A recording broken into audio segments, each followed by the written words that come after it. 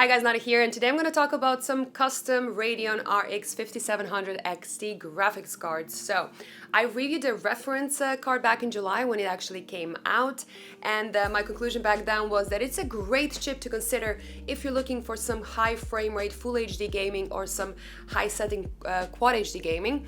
But the reference card was just running too hot and too loud for my taste, so I was really waiting to see how the custom cards will do in this field.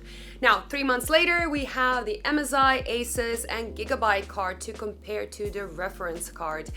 And I'm going to talk about some things that you need to consider when buying a graphics card, and that is the design of the card, performance, efficiency, price, and some of the extra features like software, for example. I'm not going to compare the chip to some other chips. If you're interested in that, you can check out my review from July. I'm going to leave a link somewhere up here. And if you don't have time to watch another review, the bottom line back then was that the reference card was a bit faster than the RTX 2060 Super, and it was a bit slower than the RTX 2070 Super. So let's see how these custom cards compare to the reference card as well as to each other. Let's go. This video is brought to you by the Corsair iQ 465X RGB case that offers solid performance, but also a lot of RGB as it comes with 3 LL120 addressable RGB fans and an RGB controller by default. Check it out using the links in the description below. When it comes to design, the Gigabyte Gaming OC is by far the most modest of the three. It's not much longer or taller than the blower style reference designs, meaning that you should be able to fit it in most cases, which is a very nice plus.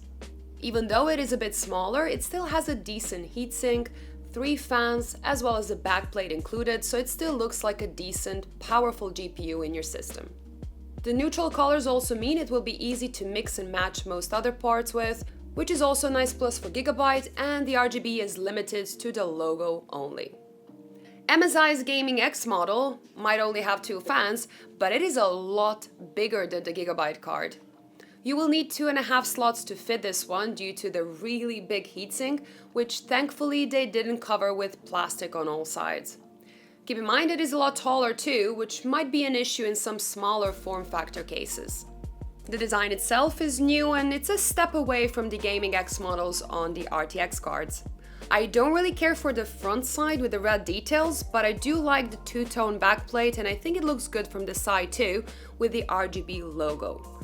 I still am not sure why they brought back red details in this all RGB era. It is just a piece of red plastic, so you can remove it if you want, but I do hope that next time MSI sticks to something a bit easier to match with your other hardware. Now for ASUS, I personally think they got the design right. The ROG Strix design is not really new anymore, but why change something that works well? It is large enough to look impressive, but not too large to cause problems in the typical ATX case, and the neutral color scheme with lots of RGB details makes it very easy to match with most other components. Now, they included some extra features as well. There is a physical switch to toggle between performance and quiet mode. I'm going to test both. There is a LED off switch if you don't care for RGB, and you get an extra addressable RGB header and 2 PWM fan headers, which work based on your GPU temps. In case you are wondering, each of these cards offers 3 display ports and 1 HDMI port, which is similar to the reference design. Okay, so let's go over the performance. Average sustained clock speed over a longer stress test showed MSI's card slightly ahead of ASUS and Gigabyte a bit behind that. Oddly enough, we averaged a higher speed using the ASUS card in its quiet mode than when it was in performance mode, although the difference was very tiny. These results translate in ASUS being about 2% faster than Gigabyte averaged over several benchmarks, and MSI is 1% further than ASUS. When it comes to raw performance, it is important to remember that this can vary strongly from sample to sample. And even when testing several of the same graphics cards, we can see the differences up to 5% in performance. So the fact that MSI's Gaming X ran a bit faster here doesn't guarantee that yours will run faster too. And even if it does, 3% improved performance is really nice, but it's actually impossible to really notice in real life. Now we do see the higher clocks come in at power cost. Both MSI and ASUS seem to have higher power targets, and the cards use a bit more power than Gigabyte needs for its slightly more modest OC. When comparing thermals and noise, the first thing you should notice is that they all do really well and are much better than the reference card. They run much cooler and all include decent cooling of the VRMs and memory as well. The second thing is that between them, the differences are actually quite small. MSI's larger dual fan card performs fairly similar to Gigabyte's smaller triple fan design, but don't forget it uses a bit more power for that small performance increase. And ASUS basically gives you two options. It can run a bit cooler than MSI at comparable noise levels, or run a bit warmer and be noticeably quieter. Honestly, there is no real right or wrong here. All three cards are actually doing quite well, so whichever one you pick, it will be both fast and fairly quiet. Speaking of right and wrong, let's talk about software, because here we see some really big differences. Now, all three software packages have some simple things like the boost control and fan control that work really well, but when we get to RGB control is where we usually run into problems.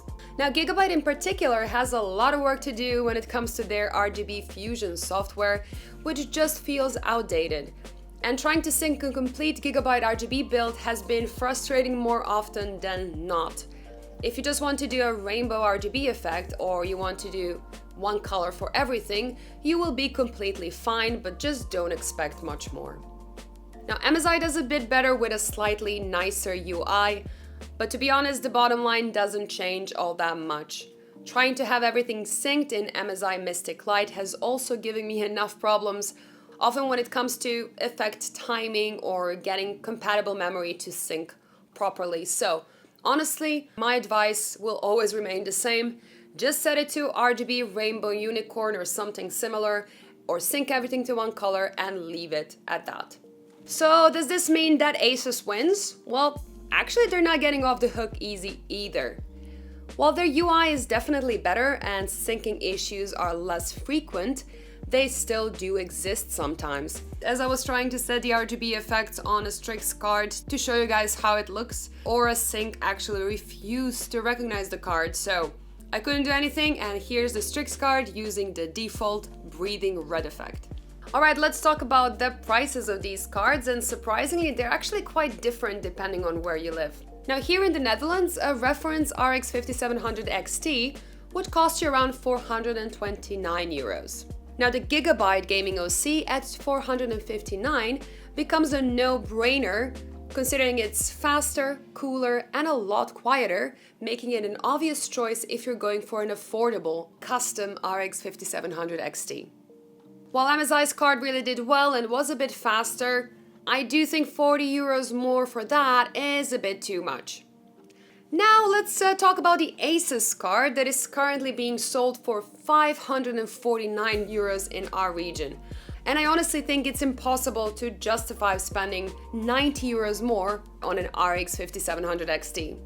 Now, arguably, ASUS is the best looking card, it is the most efficient, and it has some nice extra features built in, but it is way too close to a custom RTX 2070 Super card, which will offer an actual performance boost. Now, if we look at the US pricing, it will make a bit more sense. Gigabyte is again a really sensible buy if you're keeping an eye on your money, but spending 40 euros more for ASUS is not that bad considering what ASUS brings to the table.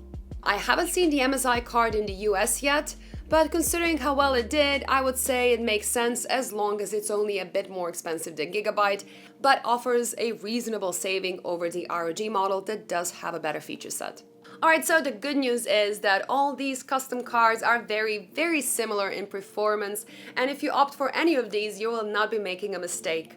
It will all come down to which design do you like the most and what is the pricing in your region. Now that's it for today. Thank you so much for watching. Let me know in the comments down below what you think about this review and about these custom cards. Don't forget to subscribe, give me a thumbs up, and see you in the next one. Bye!